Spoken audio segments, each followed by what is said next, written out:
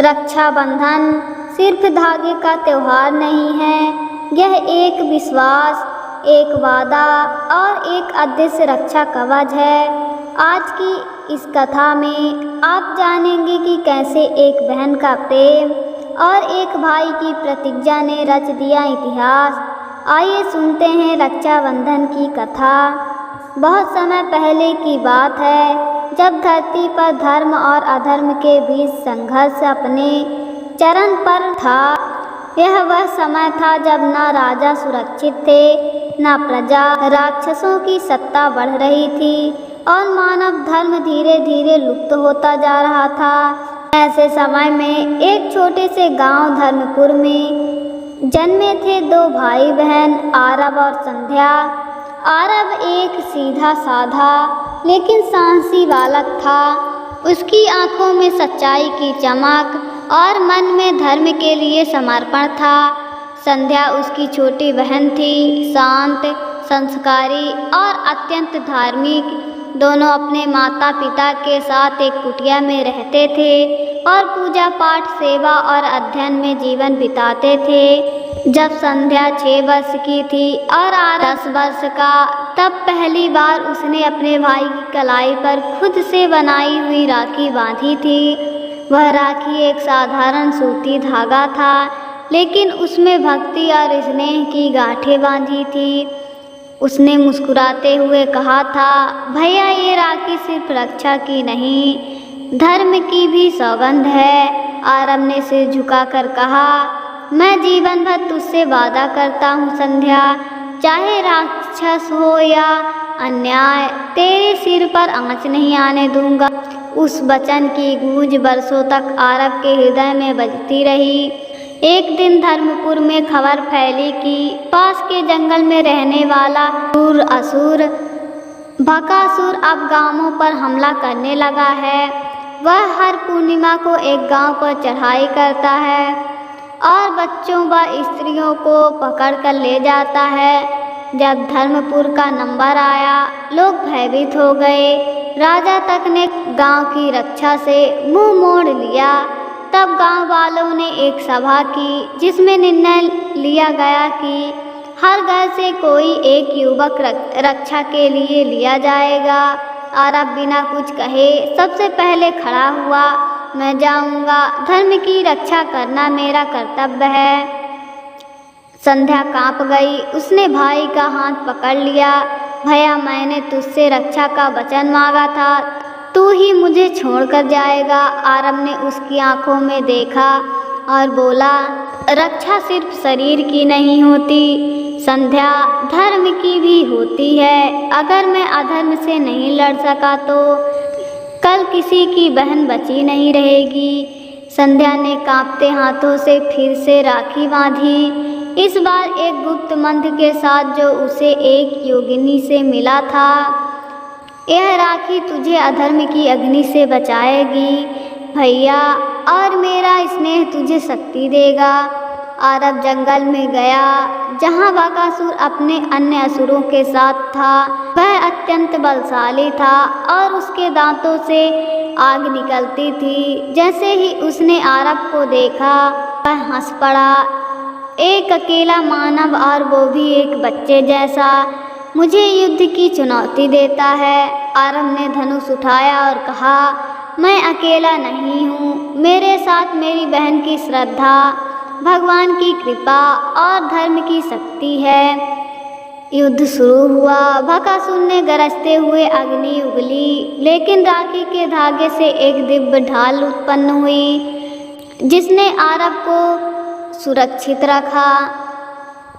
तब आरव ने एक विशेष बाण चलाया जो उसके पिता से मिला था। उस बाण में संध्या द्वारा मंत्रित राखी का एक धागा बांधा था। जैसे ही वह बाण बकासुर के हृदय को छूता है, वह चिल्लाता है, यह शक्ति क्या है, यह कोई साधारण मानव नहीं, और बकासुर भस्म हो जाता है। आरव गांव लौटता है, लोग उसकी जय जयकार करते हैं, लेकिन संध्या उसे देखकर चुपचाप उसकी कलाई को देखती है। राखी का धागा अब भी चमक रहा था। वह मुस्कुराती है और कहती है, भैया तूने ना सिर्फ मुझे बल्कि हर बहन को बचाया है। आज से यह व्रत रहेगा जब तक धरती पर धर्म जीवित रहेगा। रक्षाबंधन का यह पर्व भी जीवित रहेगा। गांव के पुजारी ने घोषणा की, आज से यह दिन रक्षाबंधन के रूप में मनाया जाएगा। बहन की श्रद्धा और भाई की धर्म की स्मृति में बकासुर के अंत के बाद धर्मपुर में शांति लौट आई थी। गांव में एक मंदिर की नींव रखी गई, ठीक उसी स्थान पर जहां आरब ने युद्ध किया था। इस मंदिर को नाम दिया गया धर्म की राखी मंदिर। इस मंदिर में वह राखी प्रदर्शित की गई जिसे संध्या ने आरब को युद्ध से पहले बांधा था। गांव के बुजुर्ग ने कहा, यह राखी अब धर्म की प्रतीक है।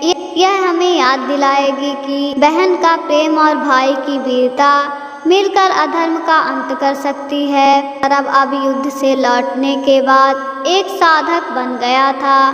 उसने त्याग और तपस्या का जीवन चुना।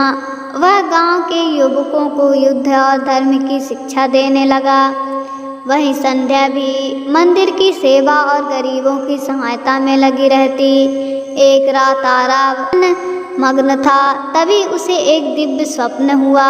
स्वप्न में एक योगी प्रकट हुआ और बोले, आरब तुम्हारा कर्तव्य अभी समाप्त नहीं हुआ है। भगा तो एक प्रारंभ था, एक और शक्ति उठने वाली है जो धर्मपुर को ही नहीं पूरे क्षेत्र को निगल जाएगी। वह शक्ति तुम्हारी विरासत, तुम्हारी बहन और राखी के व्रत को मिटाना चाहती है। आरब ने आंखें खोली और देखा उसकी कलाई की राखी धुएं सी हो रही थी। उसने उसे पकड़ कर माथे से लगाया और प्रण किया, मैं अपनी बहन और इस राखी की रक्षा के लिए जीवन का अंतिम श्वास भी समर्पित कर दूंगा। वहीं दूसरी ओर एक पुरानी शमशान भूमि में एक राक्षसी तांत्रिका द्रोहिणी तप कर रही थी। उसने बकासुर के भस्म से एक नया दैत्य उत्पन्न किया, कुल भैरव। यह दैत्य बकासुर से भी बलवान पर चतुर और मायावी था। द्रोहिणी ने कहा, बकासुर को एक राखी ने हरा दिया, पर इस बार हम उस राखी को ही नष्ट करेंगे। रक्षाबंधन के उस पर्व को ही समाप्त कर देंगे। कुल भैरव ने उत्तर दिया, पहले उस बहन को मानना होगा जिसने राखी बांधी थी, फिर उस मंदिर को जलाकर राख कर दूंगा। इधर संध्या को भी धीरे धीरे अपने भाई के स्वप्न का आभास होने लगा। उसने हर पूर्णिमा को विशेष व्रत रखना शुरू किया जिसमें वह भगवान विष्णु से प्रार्थना करती, हे प्रभु मेरे भैया को शक्ति दो और इस गांव की रक्षा करना। एक दिन जब वह मंदिर में अकेली बैठी थी, एक वृद्धा आई जो भूखी थी। संध्या ने उसे अपने हिस्से का अन्न दिया। वृद्धा मुस्कुराई और कहा, बेटी तू साक्षात लक्ष्मी है इस भूमि की। तेरे जैसे बहनों के कारण ही रक्षाबंधन का पर्व मनाया जाता है। संध्या जब मुड़ी तो वृद्धा अदृश्य हो चुकी थी। वह समझ गई कि कोई देव मूर्ति उसे आशीर्वाद देने आई थी। एक अंधेरी रात को कुल भैरव ने अपने दल के साथ मंदिर पर आक्रमण किया। उसके सैनिकों ने गांव में भय फैला दिया। मंदिर की घंटियां टूटने लगी और वह राखी की प्रतिमा को खंडित करने ही वाला था कि तभी एक दिव्य शक्ति मंदिर की रक्षा के लिए प्रकट हुई। वह शक्ति आरब के तप से उत्पन्न हुई एक रक्षा शक्ति थी जिसकी नींव संध्या की राखी से बंधी थी। कुल भैरव ने कहा, तुम मुझे रोक नहीं सकते, यह सिर्फ धागा है। उस दिव्य शक्ति ने उत्तर दिया, यह सिर्फ धागा नहीं, यह बहन के संकल्प का कवच है।